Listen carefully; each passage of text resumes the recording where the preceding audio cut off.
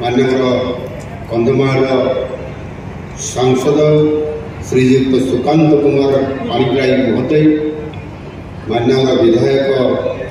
फुलवाणी श्रीयुक्त उमाचंद्र मल्लिक महोदय, जिलापाल श्री अमृत ऋतुराज एवं एटी उपस्थित थिबा कंधमाल जिलार मोर अति प्रिय समस्त भाई भाई मैंने एवं ये उपस्थित गणमाध्यम प्रतिनिधि वृंद समस्त को जुहार, समस्त को नमस्कार।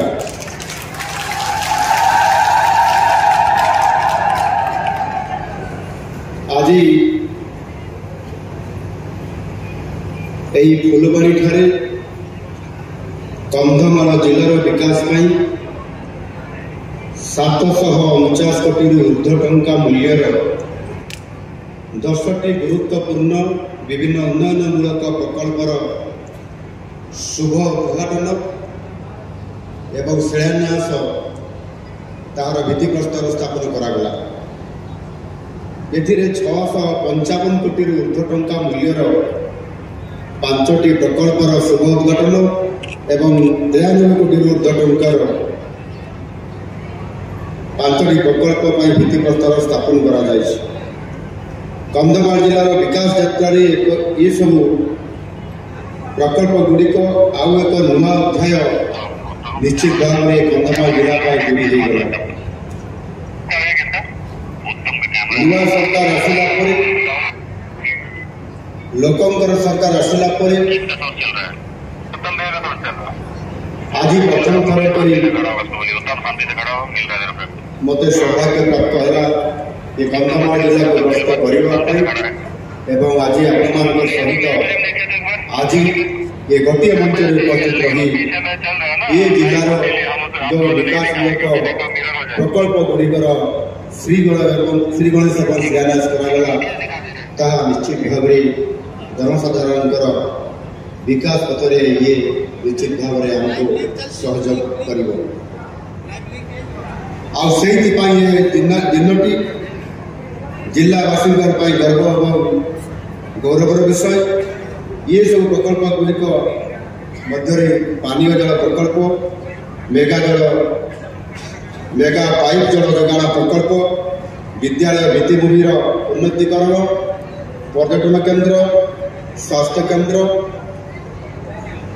सड़क निर्माण प्रकल्प एवं मिशन शक्तिर बाजार, बहुमुखी गोष्ठी केन्द्र एवं अन्य भित्तिभूमि कार्यक्रम आज अनेक प्रोजेक्ट आज सामिल हो पारि। समस्त प्रकल्प जिलार विकास में एक नुआ धारा सृष्टि करने सहित समृद्ध ओडिशा गठन 2036 ये निश्चित भाव में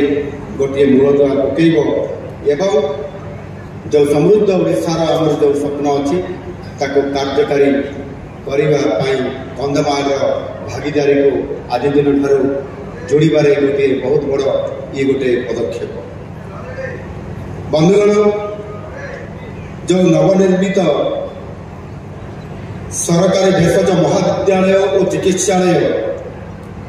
फुलवाणी सहर ठार मात्र किछि दूर सहर उपकंठे तार जो शुभ उद्घाटन आज करा एवं यह राज्यवासी उद्देश्य आज समर्पण करागला। ये बड़ पहाड़ घेरा जनजाति बहुल कंधमालवासी बहुत दिन आशा को आज पूरण करिछि एवं उन्नत स्वास्थ्य प्रदान करने आज जो दीर्घ दिन धरिक दाबी आसुला ताहा आज आपण मानकर स्वप्न आज साकार हो पारि। पूर्वर उत्तम मनर चिकित्सा एवं अन्य सब सुविधा पाइबापी आमको जावाई पड़ूला सुदूर ब्रह्मपुर सहर को नहले भुवनेश्वर कटक को जावाई पड़ूला 200 किलोमीटर अधिक रास्ता को अतिक्रम कर आमको आम रोगी मान जटिल व्याधि इमरजेंसी सेवा देवा समय आमको जावाई पड़ूला एवं रास्तार बहुत कष्ट स्वीकार कर पड़ूला एवं अनेक रोगी रास्ता जीवन जाऊला एपाई प्राय जो समस्या तैयारी होता से आपण मान दाबी सब रही आसला जे आम कंधमाल हस्पिटाल केवे शुभारंभ कर 650,000 विशिष्ट सरकारी भेषज महाविद्यालय और चिकित्सालय द्वारा आज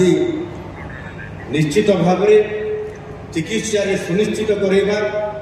एवं ता सहित केवल खाली कंधमाल जिला नुह कंधमाल जिला सहित पड़ोशी बौद्ध जिला नयागढ़ जिला ए अंचल अनेक रोगी माने ये कंधमाल जिलार सदर महकमा ये फुलवाणी को आसिक आपंकर चिकित्सा क्षेत्र में तार उपकृत और लाभ पाई आज ये आसबार अवसर मिली निश्चित भाव में आनंदित ये आम प्रिय कंधमाल मुख्यमंत्री हबार आसबार